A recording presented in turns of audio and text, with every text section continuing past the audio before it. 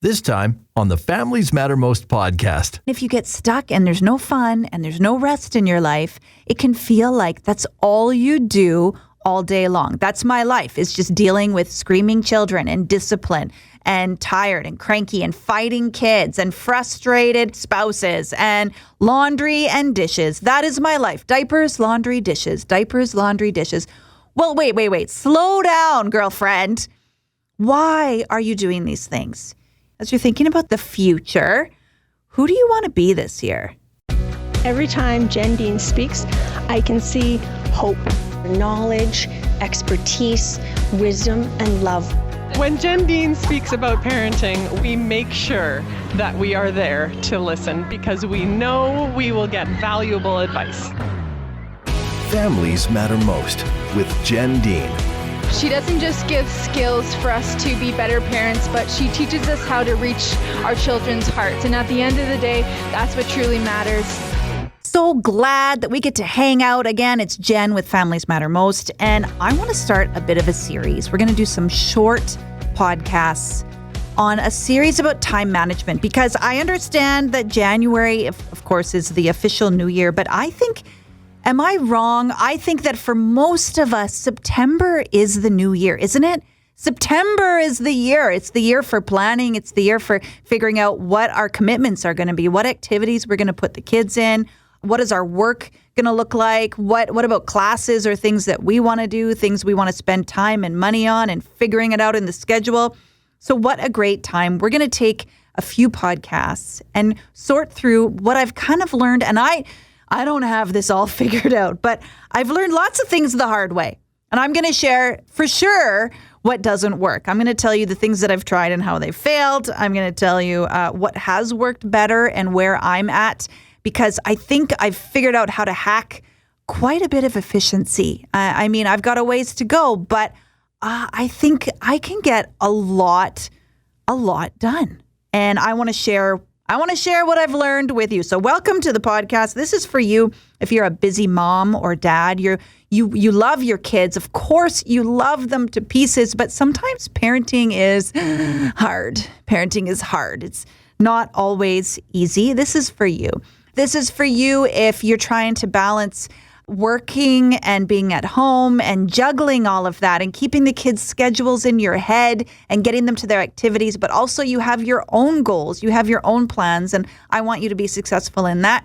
This is for you if you are a stay-at-home mom and you love it. You want to stay at home forever, for as long as you can, and you just love setting up and managing and keeping everything running smoothly. This is for you if you're a homeschooler, if you're a homeschool mama or father, or your kids are in public school or private school. We have literally done it all. I was a stay-at-home mom for a long time, and this just morphed. I really didn't have plans to be working full-time, and yet now, between working, at the radio station with my husband, we host a radio show together, and then also with Families Matter Most, which is about 20 hours a week and growing, it's morphed into a full-time job. But I get to do what I love. And that's what I want for you. I want you to love your life. I want you to love your family, to love your kids, to love your partner.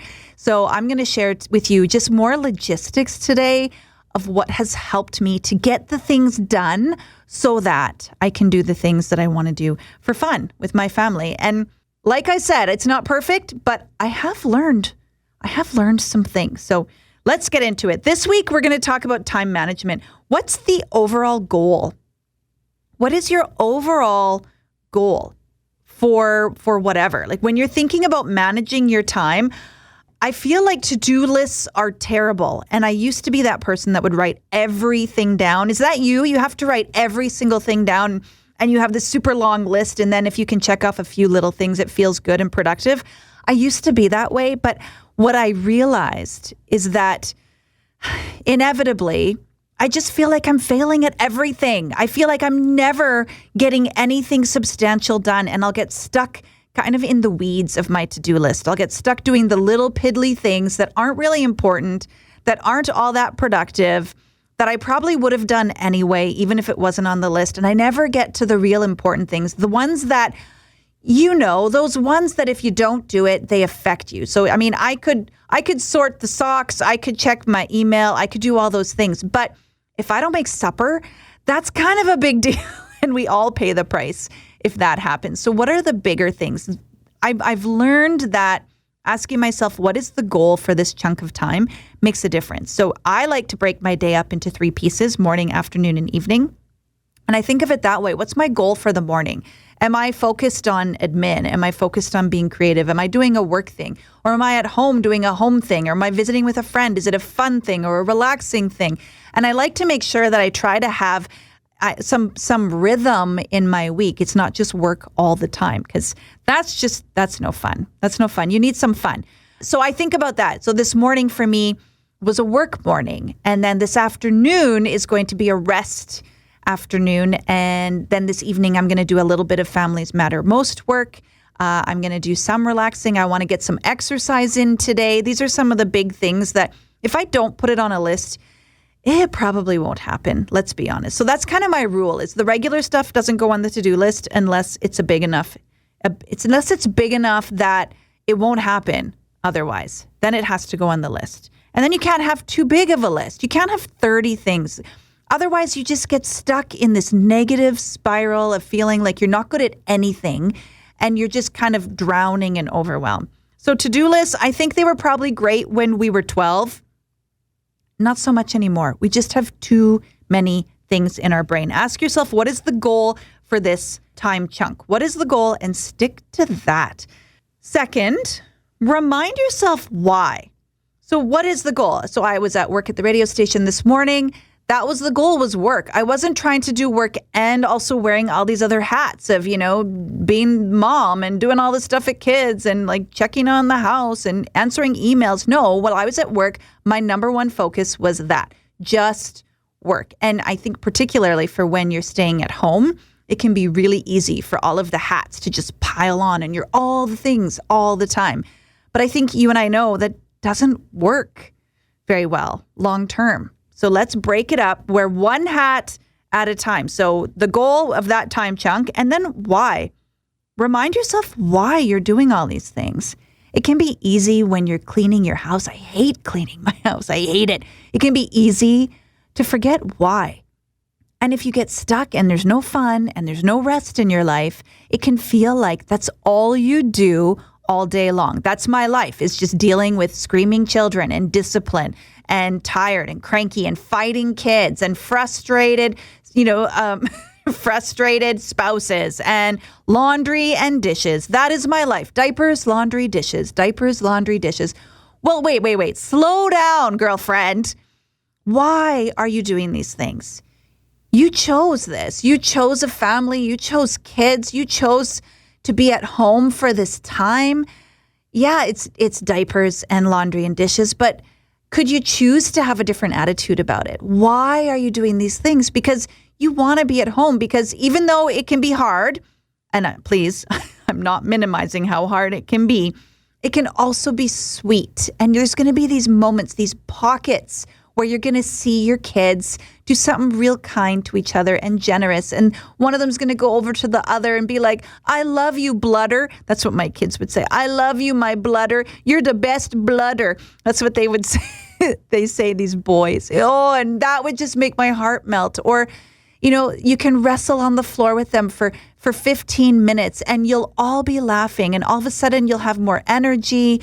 The world will seem like a brighter place. The skies will open up. The sun will shine down. And as a side benefit, if you do have to discipline and do some teaching to your kids, they're going to respond better because you've just reached their heart. So just getting on the floor, building Lego, playing with dolls, wrestling around, that makes a huge difference in every aspect of everything. I have a friend who used to exercise to the Wiggles. They would watch the Wiggles every day and they would both dance around, and that's bonding. It's also steps. It's also exercise. And it helped to give her some energy to get through the next block of time. So remind yourself why you're doing the thing you're doing. It's bigger than you. It's important. If you're at work, why are you at work? What are your goals? There are big reasons you're choosing this career. This is bigger than just one day or 1 week or 1 month. Let's get some perspective that we get to do the things we're doing. It's not that we have to, we get to. And trust me, when I was up at 3:30 this morning to do the morning show with Sean, there was a part of me that was like, why did I agree to this? What am I doing? What's wrong with me? I don't have to do this. I could have said no. But really, I get to do that. I get to go and show up early in the morning and have fun on the radio, listening to awesome music, and we're laughing with people that are calling in, and it's with my husband, my best friend. I get to do this. And sometimes we have to pep talk our own selves. We have to choose to be grateful. We have to tell ourselves, you know what? I'm going to be grateful because I get to do this. I chose this. This is bigger than me. This is bigger than one day. And I'm so excited I get to do it. So that's going to help you for the right now. But as you're thinking about the fall, as you're thinking about the future, who do you want to be this year? I think one of the most eye-opening things that I learned as a coach is that I get to decide who I want to be. I'm not a result of just my upbringing or my experiences or things that happened to me or the way I was treated by other people or bad luck or good luck. I am not the sum of all of those things, and neither are you. You get to decide who you're going to be. And you've heard me say this so many times. You get to decide how you're going to show up to the world. So who do you want to be? And fun fact, who you are is who you choose to be right now. So it doesn't matter if you just lost it on your kids 5 minutes ago. You choose again right now. Who you are is who you are in this exact moment, this present. You get to decide that. So who do you want to be? This would be great to journal through. Who do you want to be this year? What are your growth goals? Make some specific goals for you. We make goals for our kids. We write down all of our things for them. We want them to take swimming, and we want them to be good at this, and we want them to work at math, and this one needs help with spelling. This one needs to learn how to make their bed. This one needs potty training. We do all of those things for our kids, but what about for you? So now I'm your mama now. I'm Jen, your mama. What do you need to do? What do you need work on? Do you feel like you need to work on having a more positive attitude? Do you feel like you need more rest? You're not getting enough sleep. You're staying up too late to take time for yourself, but there's a cost and it's hurting you and you shouldn't be doing it. You need rest. You need actual sleep. We need to get you some sleep. Or maybe you need to take care of yourself health-wise. You haven't been eating well. You haven't been feeling great. You know you should, do that exercise or go for that walk, but it's just been too hard. Is that where you're at? Make some goals for yourself growth-wise. Maybe you want to read a personal development book. Maybe you want to read a coaching book. Maybe you want to sign up for coaching with me. What are those goals? And let's write it down and make it happen. I like to make goals for the whole year, but then I like to think mostly about the fall. My brain doesn't work in 12 months. That just seems like, that's like telling a 2-year-old to wait till tomorrow for a snack. That's just forever. It's just too long. I can't do it. But I can think about fall. I can think about 3 months. What is my goal? By the end of September, what do I want to work on that I could say, you know what?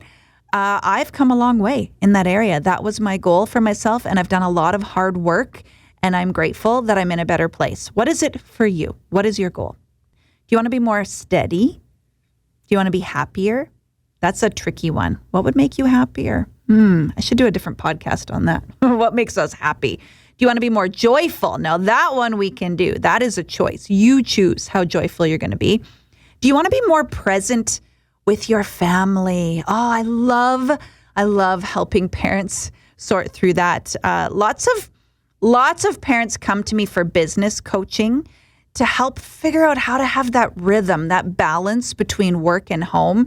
If you're listening and you feel like, man, I'm in a career, I have a business, and I feel like I'm doing kind of bad at all of them. Like I'm not doing well at anything. I'm just kind of hovering in mediocrity. And you don't like that, right? If that's you and you want to learn how to rock these things together and not feel like to be good at work, you're going to be awful at home or vice versa, then reach out and let's have a strategy call about that, because I want you to be more present with your family and more successful at work. And trust me, it is absolutely possible you can do it.